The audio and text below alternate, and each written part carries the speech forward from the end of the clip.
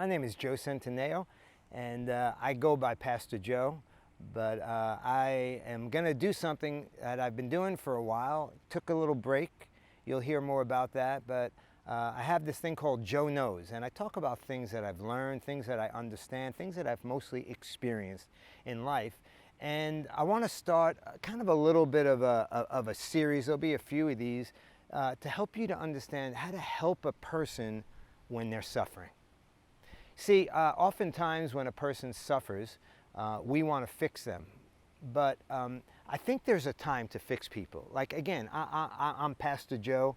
I think over the 37 years I've been in ministry, about 150,000 times I've had someone walk up to me and say this: Joe, can I talk to you? Okay. And when they would come to me, when they say, can I talk to you, what they're really asking is, they're saying, hey, I think you understand some things, I have some questions, I need some answers. And that's why, and this ministry that's producing this video is called Square One, and it's pastoral coaching and counseling. So when a person comes to me and they want answers, they usually say, Joe, I need to talk to you, I'm going through this, I'm doing that, I have this situation, what should I do? But that's not the same as suffering. When a person is suffering, they don't necessarily need us to give them answers. But oftentimes we think we need to do that. We don't really know what to do, but I want to help you understand how to help a person, not when they need answers, but when they're suffering and there really isn't a reason. So what I want to talk to you today about is the difference between lifting their load and sharing their load.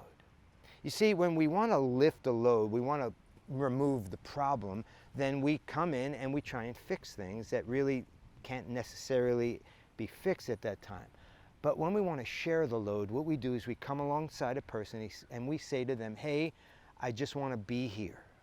And I want you to imagine a burden, something that's causing suffering, to be like a backpack with 100 pounds of rocks in it, and I'm holding it.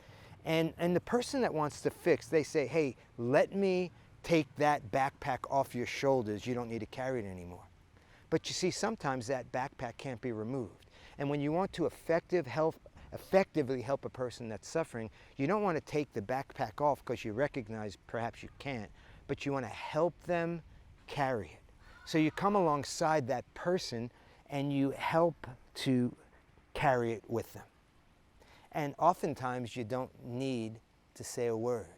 You just need to listen. Better yet, you just need to be there.